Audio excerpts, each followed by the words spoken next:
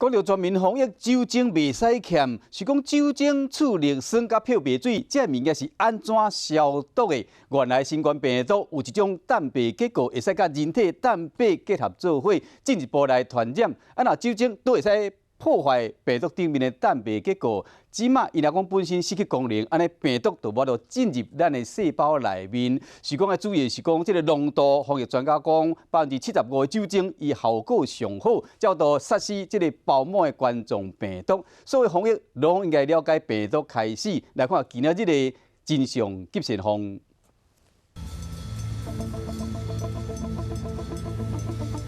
一罐一罐的酒精伫生产线顶面出产，工厂一直赶工，干那就我就赶出几啊万罐，配合政府防疫政策，台酒甲台糖增产75%免头的酒精送到各大销售点。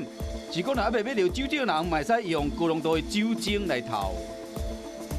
大约150的酒精到烧杯中。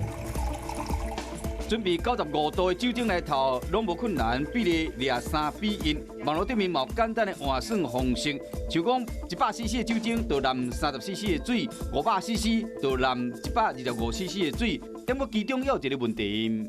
我今天自来水直接打开，大家都知道里面有氯。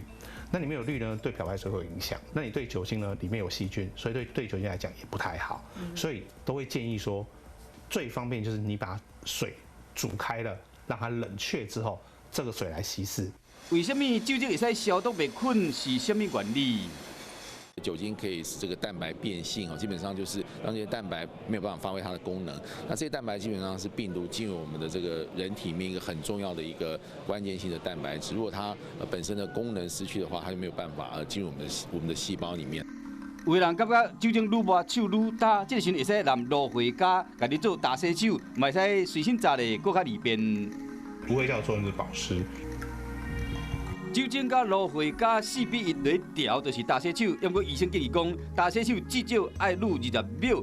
较多破坏病毒，不过有时无多代替淡洗手。比如说你喷到鼻涕，或者是你明显看到你的手上就有黑黑啊那些脏东西的时候，那个病毒会藏在这些分泌物或其他的异物里面。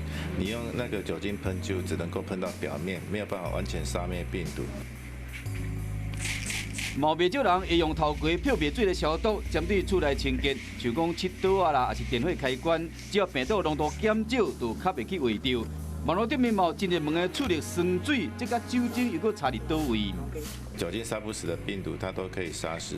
那而且它加到那个食品或在皮肤表面做消毒用的话，它很快就会被分解掉，所以不会留下残余。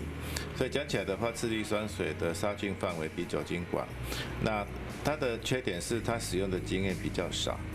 其实病毒分做包膜甲无包膜，像市面上真接看到的消毒产品，95度的酒精用1:3透过了后，75%的酒精就会使杀死包膜的冠状病毒，要么对无包膜的肠仔病毒就无效。漂白水又是醋氯酸钠用1:100来透冠状病毒、肠仔病毒拢有效，要么伤刺激，只能用伫环境消毒。醋氯酸水以1:1来透，会使杀死冠状病毒甲细菌，比较较温和。所以讲，嘛使用伫底物件碗盘顶面，要么无论讲安怎杀病毒，手千万唔能乌白摸。传染的途径是间接接触传染，也就是说你在环境里面或者是在人体身上接触到病毒以后，这个病毒再借由你的手攻入你的身体。因为拍甲一个喙呢，无一定会喷到面，也无一定会留伫边仔的物体面顶。澳洲新南威尔斯大学做过研究，发现讲1点钟内学生平均摸面的次数有23摆。拍电了一个忝，目睭热热的，也是讲抹一个喙唇膏，摸一个鼻仔，真有可能就互病毒找着你。除了环境的消毒，本身嘛要有正确的防疫观念，叫做真正减少接触感染的几率。